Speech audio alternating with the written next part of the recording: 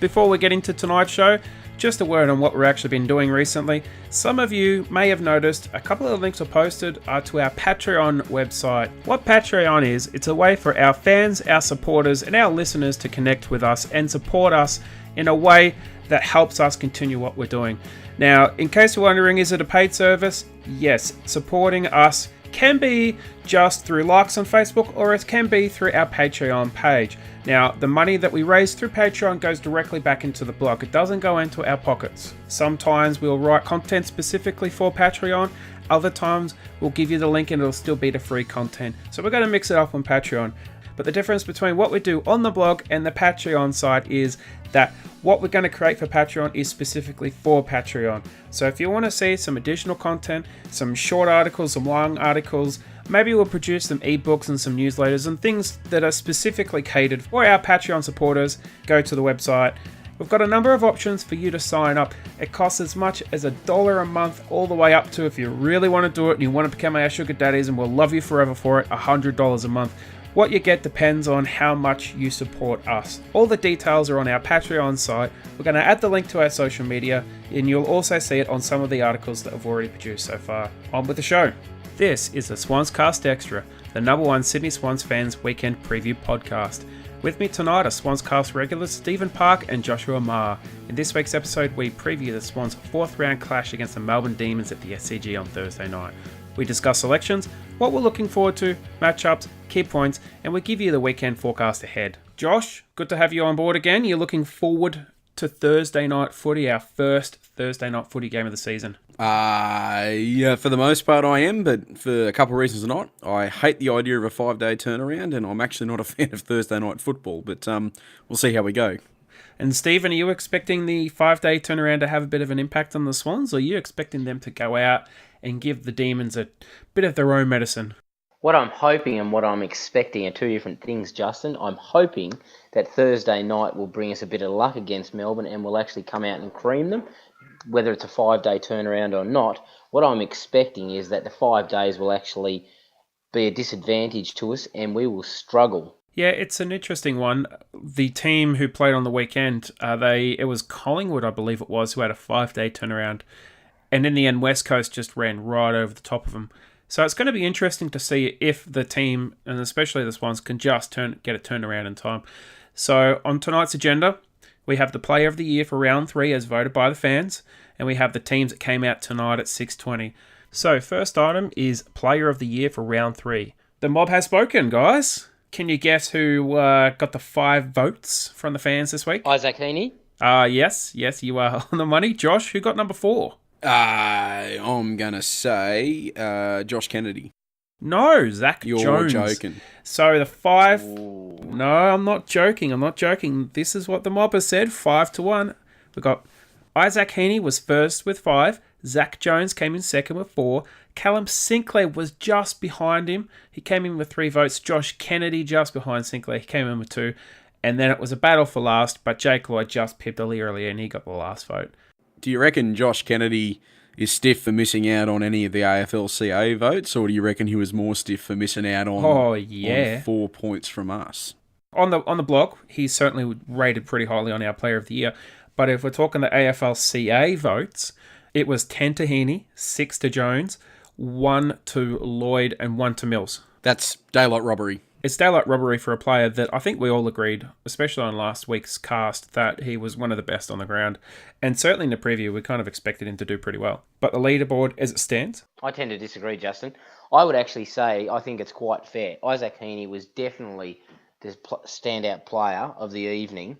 Zach Jones was good, and you know how much I disagree with saying this, but Zach Jones played very, very well. Over 70% disposal efficiency. Admittingly, his kicking efficiency was only at 38%, but his in and under work, his carry of the ball, and the way he set up our team, especially in the last quarter, I thought was terrific. Josh Kennedy was just Mr. Reliable. Yeah. I don't actually think he did anything superb. Well, he went head-to-head with Patrick Cripps, and they both had pretty similar numbers. Patrick Cripps got him for clearances, but Kennedy got him in other areas. It was an enthralling battle, and you know, Patrick Cripps got the 8 votes, of course, but yeah, I think Kennedy was a little bit stiff on that. I thought he deserved more than 0, But the leaderboard for Player of the Year, the Fans Player of the Year so far, Isaac Heaney leads with 8. Jake Lloyd has 8. Josh Kennedy has 7. Zach Jones 5. Callum Sinclair 5. Luke Parker 4. And Aliir 4. And then the rest of the players that have been voted on are 3 and under. So there's a couple of players there. Young Isaac making a charge that round. If he's anything like he was last year in round 21, a screamer and a 4 disposal best on ground last quarter wouldn't go far astray, in my opinion. I have a concern about Isaac Heaney being at the top. Too much expectation? Yeah, I don't actually say that his first 2 games were worth 3 votes. Outside of a mark that he took in that first game, he hasn't done anything in those first 2 games. He played absolutely brilliantly. Come on, man. That mark alone was worth at least 1 first point. 2 games. I thought he was decent in the first game. Look, that first game we weren't very good, and he was probably one of the more standout players in that game. He only had 18 or 19 disposals. Round 2, he was decent again, but round 3 definitely. I thought he was head and shoulders above everyone else. Do you think our listeners are mainly female voting for him on his looks? I voted for him on his looks. He's a good looking guy. What's wrong with voting for the Of course guy? you did, Because he looks well. Well, that's why I've been calling him the blonde bombshell. Now, teams. Let's get straight into teams. So, Jarrett McVeigh. And Jarrett McVeigh's numbers were phenomenal on the weekend. If he wasn't injured, he would have easily been in the coaches' votes. Unbelievably, he didn't even factor in our votes or the Player of the Year votes. But he is out with a quad injury, and he's expected to miss at least 8 weeks. Charlie Gardner's interview with the Swans TV media during the week suggested that McVeigh probably won't even return until the second half of the season, but they are hopeful that he will at least return, and they're kind of hoping that he'll play again. There's no definitive news on that. And Will Hayward, heavy collision, he's got a broken jaw, so he misses for a month. In comes Justin McInerney, my namesake, for his debut. I'll never debut football, but I am glad to see this young man having a debut because he was very good in the JLT and he was pretty good in the NIAFL. And also we've got Kieran Jack. He's returning from knee surgery in the off-season. It's good to see him play again, and he's been okay in the pre-season competition. So it's just good to see him progress, and I think we're going to need a bit of that run. Josh, are you happy with these selections, or were you looking at someone else? No, I'm relatively happy with Justin McInerney coming in. Like we said last podcast, that we were going to get a debutant, and he seems as good as any. Actually, some of his form in the JLT and last week's NIAFL game was quite extraordinary. So I'd be interested to see how he goes. I'm not too fussed on Kieran Jack. He can't kick a ball. He hasn't been able to for a while. But he's hard. He'll give us some two-way running. He'll definitely tackle because that's what he does. Stephen, what are your thoughts on the changes? Were you looking at maybe a Malikan or Auden coming in? Definitely not, Justin. I actually really like the fact that they've brought in McInerney. He's been emergency for the first 3 games. He's one of the nicest guys, actually, that I met at the fan day. Had a really long conversation with him. Was really looking forward to playing for the Swans. He seems like a level-headed guy who's actually got a lot of talent. Kieran Jack, I actually quite like the move. Only if they play him on the back line. Because my concern is they're losing McVeigh, who's the cool, calm, head-down back. If they don't play Jack down there, who's going to take charge? And I don't think there is anyone. I think they need to play Jack in the back pocket, like a Nick Smith type I don't know. role. Jack's never been particularly renowned for his decision-making in the back line. He's been more of a small forward. And I would suspect that Dawson probably will play at half-back. That's who I would think will play there. And Kieran Jack's probably going to play in the forward line. He's going to combine, obviously, with Mills. Sorry, we'll talk about Dawson in the back line. Combined with Mills, potentially Jones, McCartan, and Rampy. So I would honestly expect Dawson to go back. That's what I expect too. So the one thing that I'm actually pleased about with the changes, Stephen, is the fact that we didn't go for Ryan Clark. I didn't think... He was in the best, and he was named amongst the best, and he was in the coaches' votes in the NIAFL. But having watched the NIAFL game, I didn't think he was particularly good in it. He got a lot of ball, but he also turned it over quite a lot. I like him, though. I really do. And I actually think he will actually become a very good player. I just think he needs to fit into our club really well. Yeah, I hope so too. Yes, he is struggling, though. Well, Josh, I know you're a fan of Clark, and I know you're a fan of the trade. Do you see it as he's maybe just trying too hard? Yeah, I do, actually. Look, if you had to describe it in a phrase, it's like he tries to spend the ball before he's got it. He just looks like he's trying too hard and he's trying to do things too quickly. So I think there's 2 more players from the Nyaffle, depending on how they go this week, who will be in line for selection for round 5, depending on whether or not there's any changes. I know this is jumping ahead a bit, but I think it's going to look like James Rowbottom and James Rose. Now, before everyone jumps up and waves their arm in the air like those little flappy things at the front of like tyre shops, James Rose was pretty good. He was definitely the best on the ground that day. But James Rowbottom was, for 2.5 quarters, the best player on ground. And he's been playing a lot of midfield, and he looks like a genuine good player already. And he's 18, 19 years old. He is going to be a great player for us. He does look really good. James Rose always worries me, though. Yes, he has outstanding games in the NEAFL. But as soon as he steps up to the big leagues, he struggles. He really, really struggles. He cannot get the pace. He cannot get the game plan. I don't understand how someone can be so good at the NEAFL level, but then step up and look all at sea, not keep up with the game, not be able to take a decent mark, and not put on any defensive pressure. So I think it's a case of, I don't want to get sidetracked with our podcast going to James Rose too much, but I'll just say my little bit and we'll move on. But I think it's a case that he's a good player. He has potential to be a pretty decent regular contributor. He hasn't had a fair go in the senior side. Every time he comes into the senior side, like Brennan Jack, he comes in, he gets 8-9 disposals, and then he's out again. And maybe he's just a bit part. Maybe he's literally just a senior emergency. I'm not sure what the idea on him is with the coaches and the senior players and the squad and whatnot. But he's never had a run in the side except for maybe back in like 2013 or 2014 when he made his debut with Xavier Richards around the same time. So he's never really had that opportunity. In saying that, you got to look at the NAFL performances. Yes, he wins the ball. Yes, he tackles. Yes, he runs. Yes, he kicks. But he has a lot of bad tendencies that are completely visible and obvious during the NAFL. And then when he plays in the senior team, those are amplified. The time and space he has in the NAFL, he doesn't have in the AFL. So the reason why he always looks like he's a yard off the pace is because the players are a lot faster in the AFL and they tackle a lot harder and a lot quicker. So he doesn't have that space. He often tries to go at it one-handed. So he's in the AFL, he's quick enough to get away with it. In the AFL, he's easily bumped off the ball. And 3, he always looks like he rushes every single decision he has, kind of like Zach Jones. He gets away with it in the AFL again because he has that time and he's quick enough and strong enough to get away with it and, sort of recover his own mistake. But in the AFL, it's just magnified because the players aren't going to let him get away with it. But one of the good things he has is he's a bit of a tackle machine. So if he can come in and he plays and he lays 6-8 tackles and he has a dozen possessions, I think that's an okay game for him. But enough of James Rose. Justin McInerney, Kieran Jack, there are ins for Jared McVeigh and Will Hayward, who missed through injury. So, team changes are done. Let's go to our social media part of the show. So, this is on team selections. Josh, Stephen, put out the question today. With Maher and Hayward missing through injury, let us know who you think the team changes will be.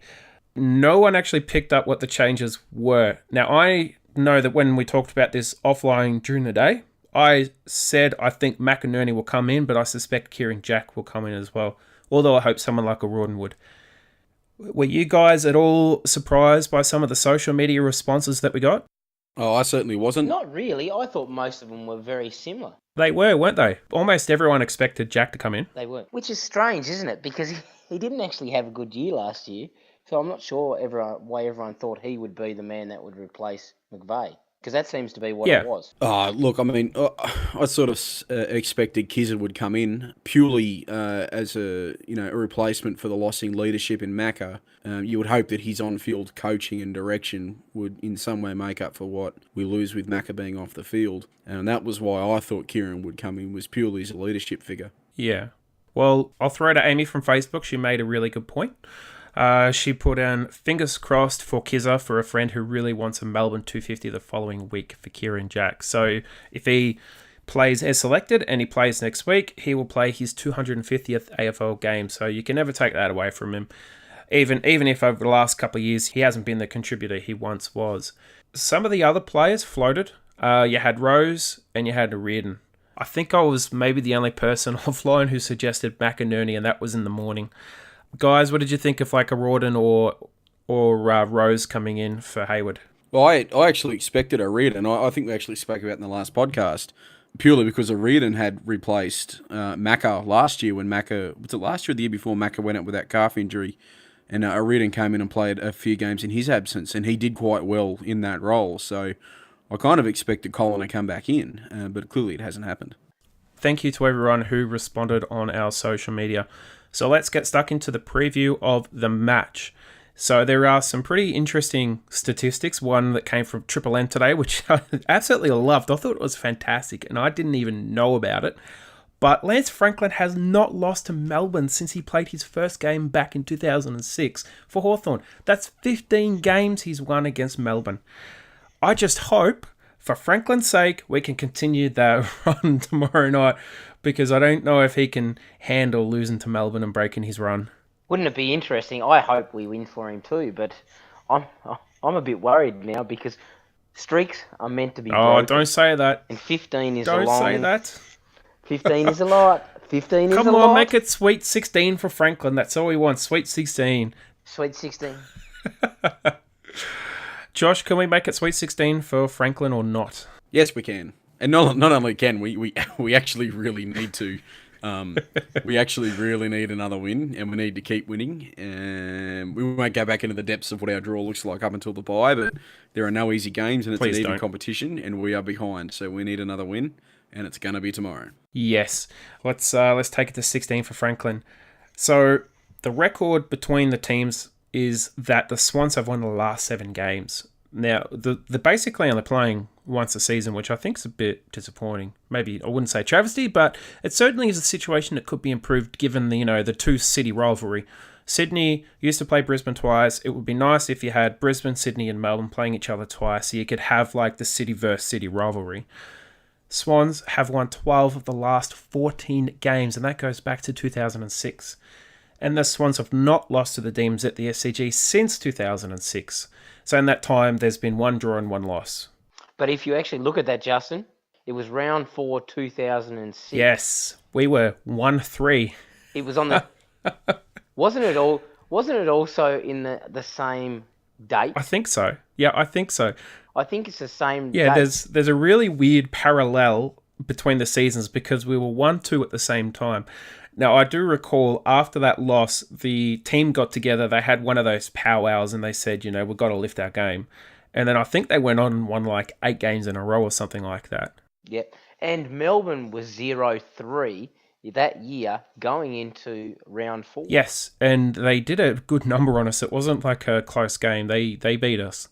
And I do remember at the time being quite the frustrated Swan supporter when I was watching that match, and we were pretty horrendous against a team that we should be flogging. We were. And not only that, we played Melbourne into form that game, and they won their next 11. Exactly. So we have history, and let's not repeat that history, please, pretty please. Now, last time the two teams played, unfortunately, we had the career-ending injury to Alex Johnson, who was a bit of a club icon, almost a club legend. Certainly a fan favourite, almost a cult legend among the supporter base. And where it happened, I was actually about 20 metres away from when he collapsed. And I do remember my future wife, Mrs. Bloggs, she sort of jumped up, hands over mouth, hands over face, going, oh no, oh no, oh no. And everyone else in the crowd around us, even Melbourne supporters, were quite shocked. Sydney, obviously, they were very shocked at the time. Melbourne just went bang, bang, put out a quarter-time lead. Nick Smith, he went into the rooms and he was off at the end of that quarter as well with a hamstring injury.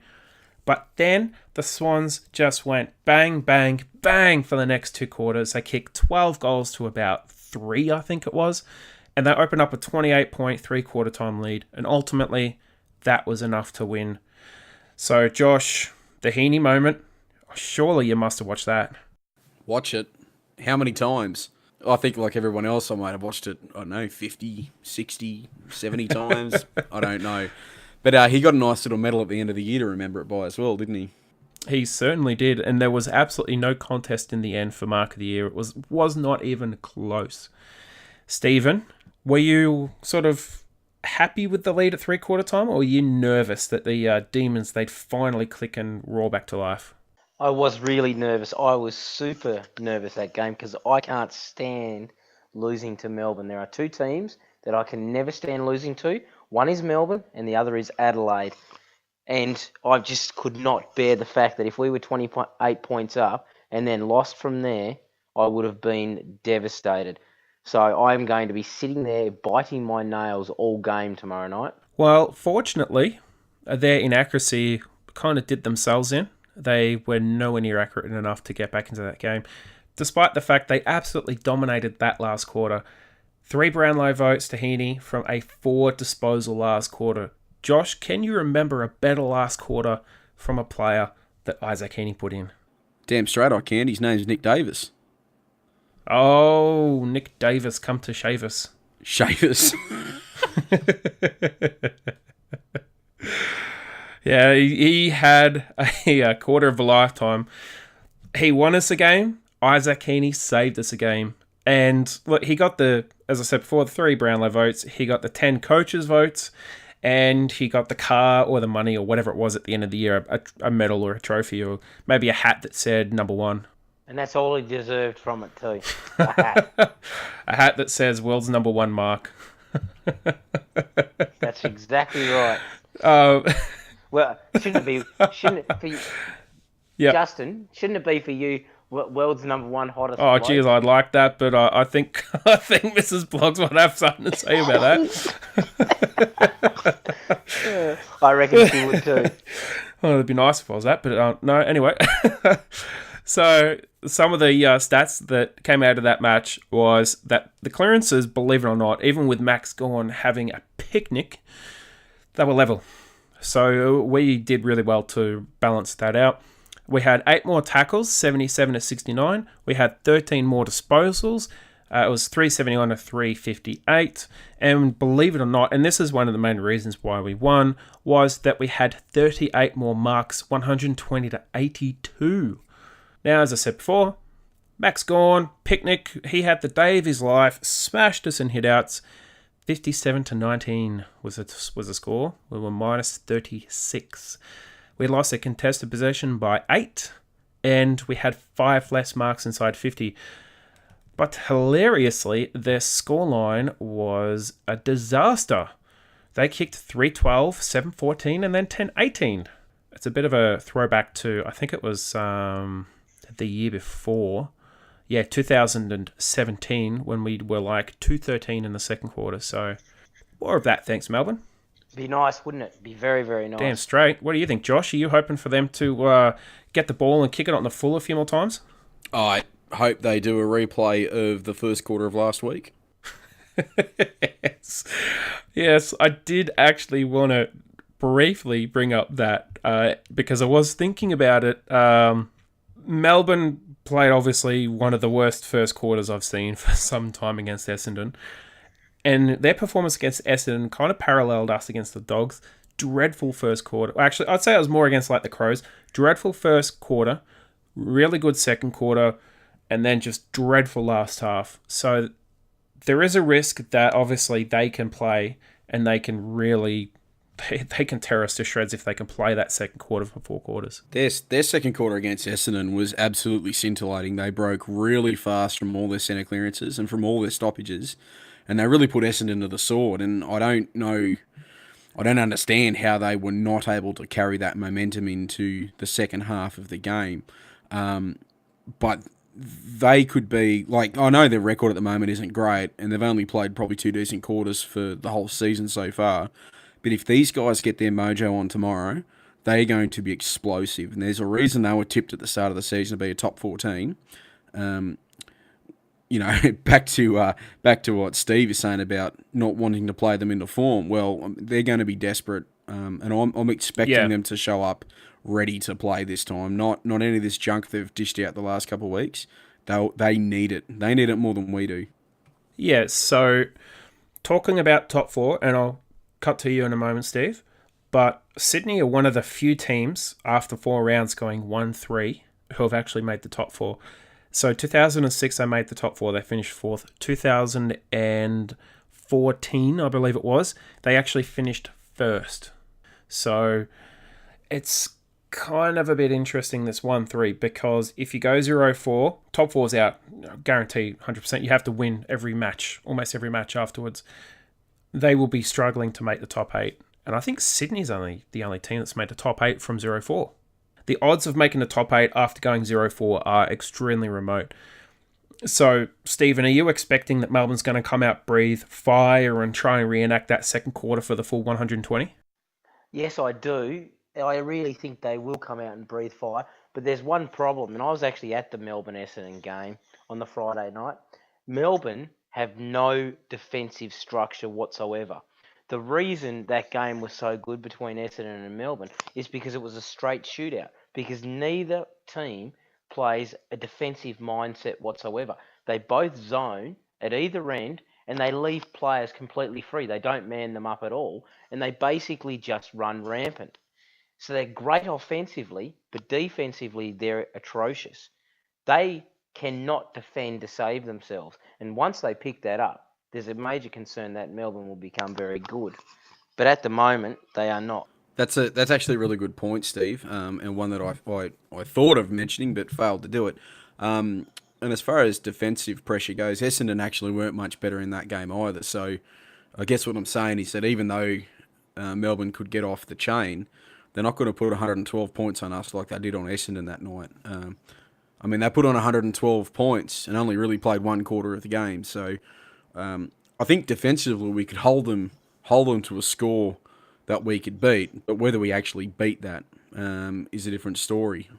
There was one point that you mentioned earlier that I'd really like to discuss, and it's actually the kicking out of bounds and hitting the post. Did you know that kicking for goal, the kicking out of bounds on the full has increased by 35% this year, and hitting the post has actually increased by 26%? No, I did not know that. It's amazing. On average per game, it's actually gone up that much, and I don't understand why.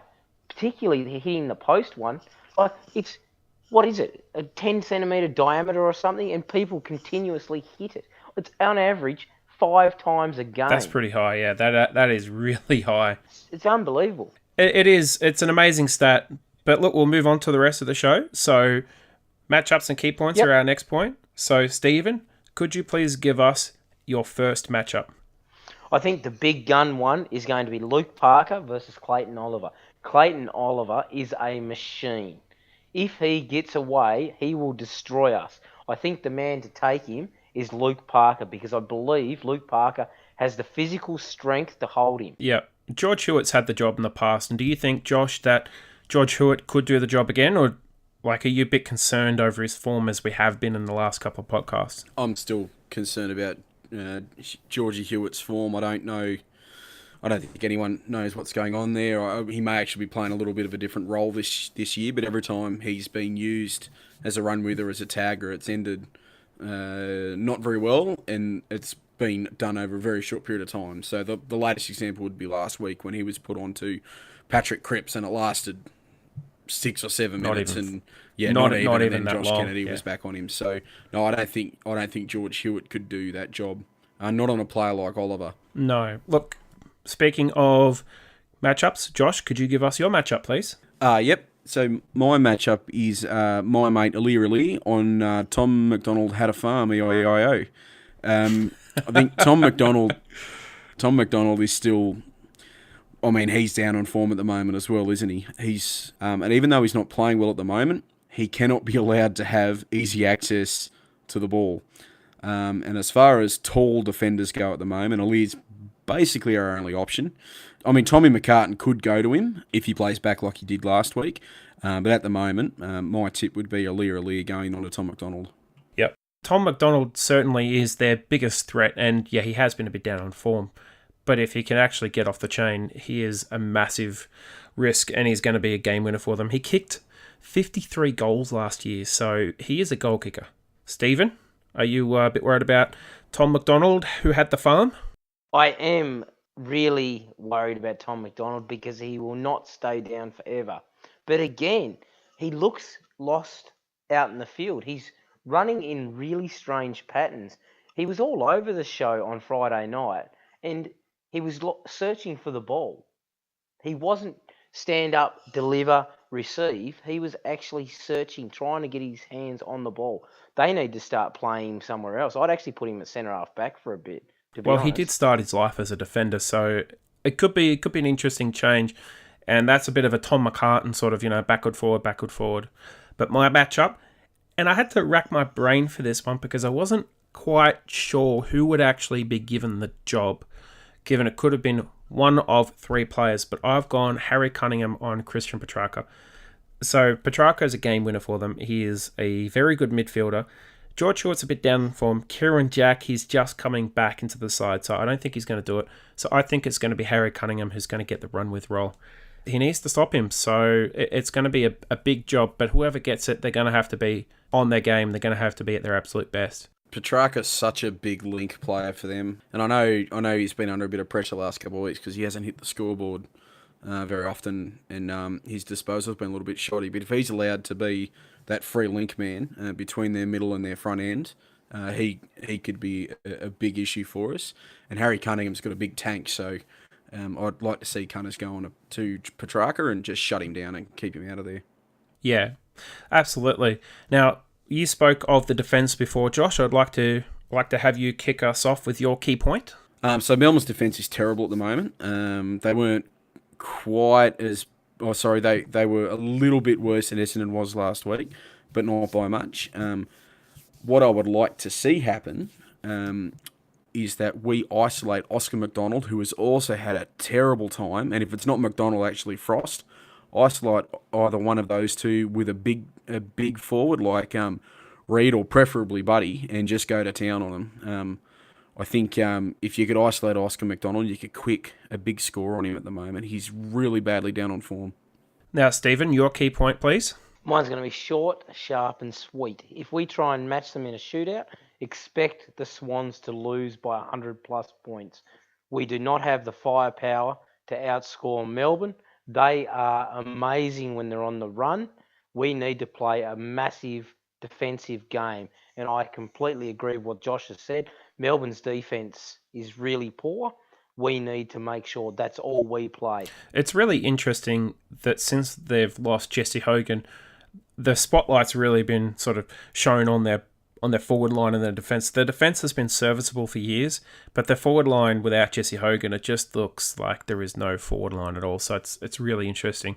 But you're right, maybe Essendon's one of the few teams in the league who can go head-to-head with Melbourne in that sort of game, which leads me into my key point, which is very similar to yours, Stephen. It touches on that, but my key point is control. It is the key to the game. We can't get sucked into their style of play.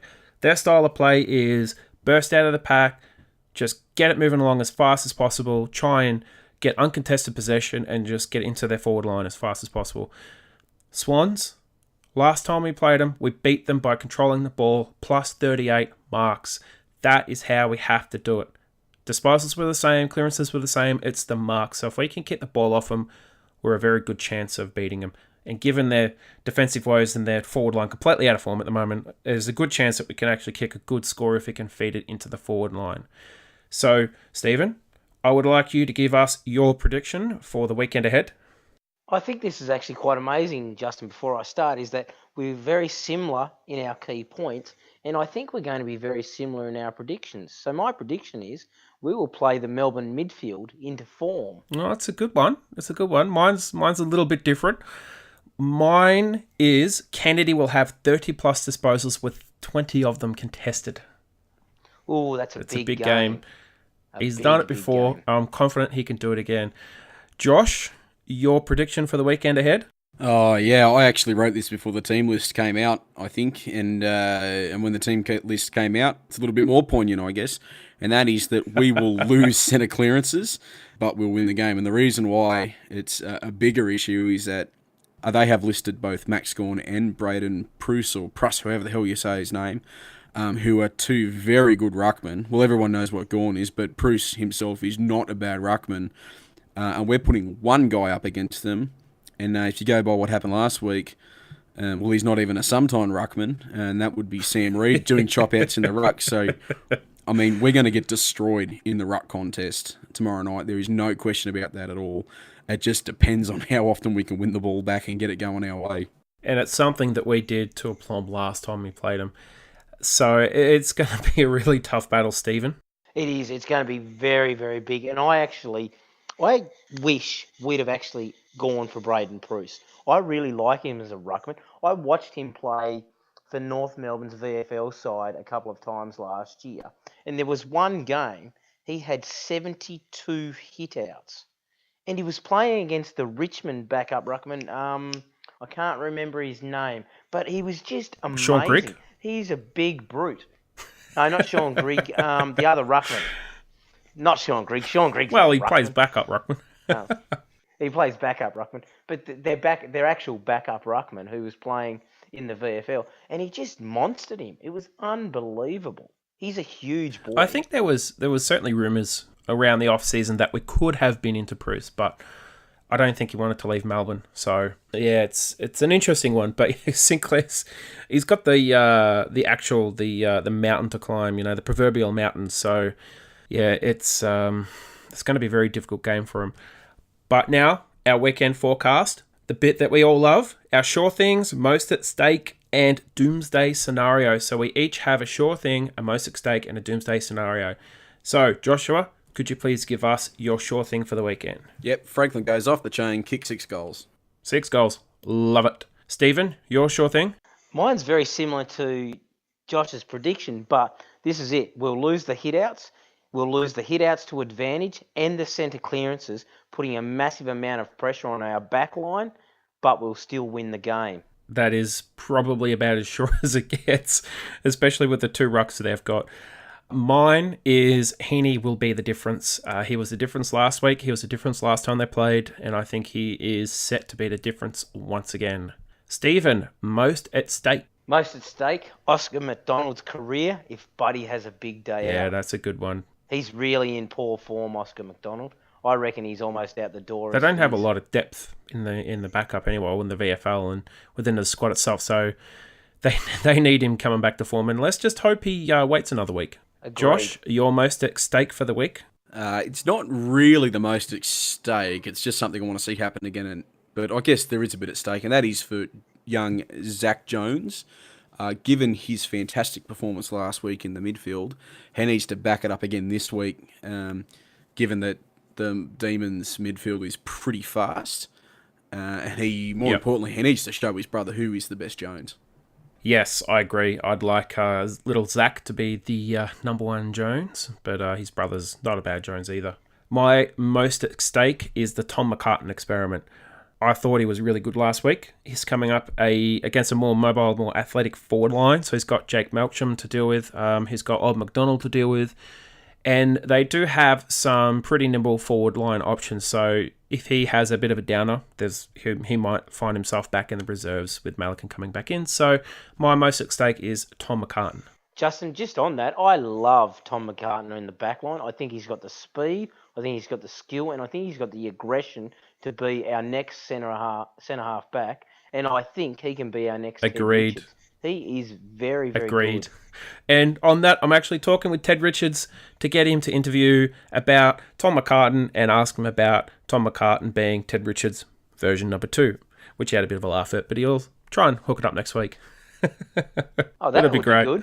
Now, Doomsday scenario, I'm going to kick it off. Buddy's 15-game winning streak against the Demons comes to an end. For me, that is a heartbreaking Doomsday scenario. I can't fathom it at all. Stephen, your Doomsday scenario? I've actually got 2 now, Justin, and I'm going to tell you the first one. My biggest Doomsday scenario for this game is that we actually lose. Yeah, that's a fair point. I could not handle it.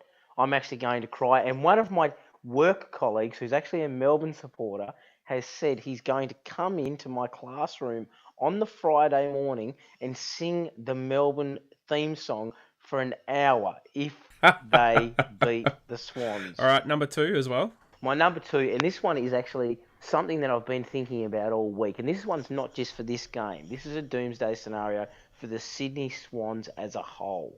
and that is if Callum Sinclair goes down. Oh, you and your injuries. We are You and your screwed. injuries.